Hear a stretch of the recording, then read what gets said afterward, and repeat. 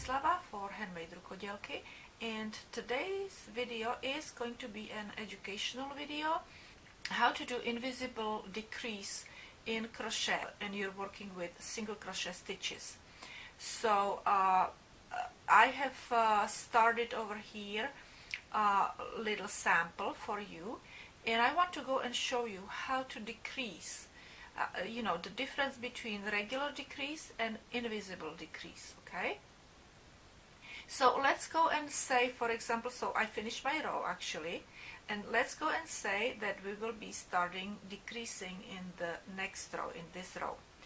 Let's go and make up some, like that we will go and decrease every third stitch. So we will go and crochet 2 single crochet stitches, and then in the third stitch we have to decrease.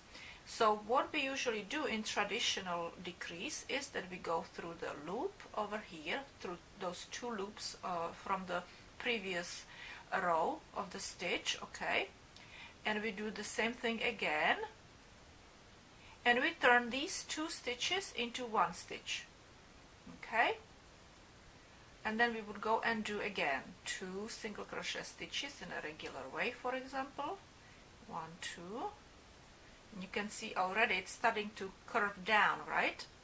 And now let me show you how you can go and do the invisible one.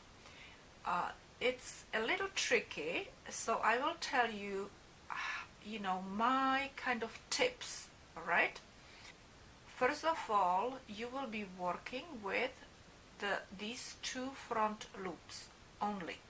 You're not gonna go under the entire stitch, okay, just through the front loop. That's number 1 rule. Number 2, when you're working with it, you kind of work sideways. The beak, this pointy part of the hook is going to be kind of toward your body, okay, and slightly down, and you will enter it like this, okay, you will slide it in there, and you will do the same thing with the second stitch. You will move it under, put it down on that fabric, and slide it up, okay. So now you have both stitches, both loops, okay, of this is loop of stitch 1, loop of stitch number 2, and then you need to go and pull the yarn through, that means yarn over, and pull the yarn through both of them, and just make sure that you pull it, push it up, hold this really tight over here, push the hook up, so you create little space below the hook, and you can go and easily slide it down through both of those loops, okay, and then you finish your stitch. Now you see, this is the first, this what you see over here, right here, this is your first stitch, and the one that is hiding behind is the second stitch that you picked, okay. So you have to make sure that when you are working with the next stitch, when you have to do a single crochet stitch in our case, that you don't go here or here, okay. You cannot go in these 2 because these are the ones that you used for decrease. You will go into the next one right there, and I'm showing it to you actually so you can see it with the thicker yarn, because I made a video for the Easter eggs, and I am using that invisible stitch in there, okay, and I just want you to go and watch this video just in case you don't know how to do it. So let's go and do it one more time. So we go sideways and up, then you rotate it, go under, sideways and up, okay. Now we hold really tight right underneath both those stitches and pull it through you know, this is going to be pulled through much easier. okay, and you're decreased. Finish the stitch. And now, like I said, don't go here, because these are the stitches you worked with. You go into the next stitch to go and make your couple stitches that you're supposed to do, or whatever pattern calls for, okay? Let's go do one more time the irregular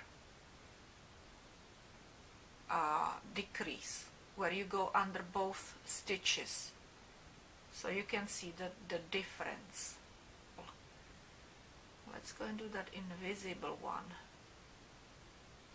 next to the traditional, so you can see how it looks. You see, this is our traditional and this is our invisible. Okay, you can see the difference because it really looks like a regular single crochet stitch, and this looks like two stitches together, right? And then we would go, like you see, I almost went here if I would want to go and crochet a regular stitch. So you really have to watch where you go and make your next stitch. Also, one more thing is when you're finished, tighten up this stitch on the hook and pull this stitch higher up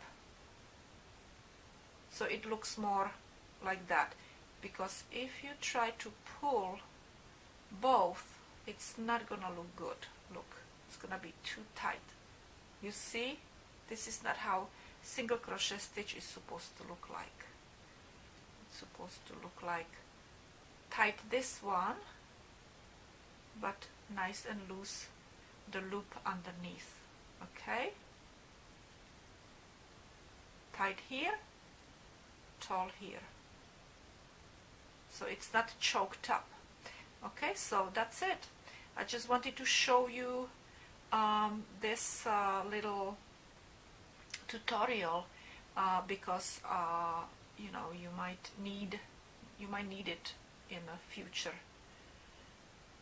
So this is all I wanted to share with you for today. All right, just to show you the difference and a couple tips, and that's it, and I will see you another time.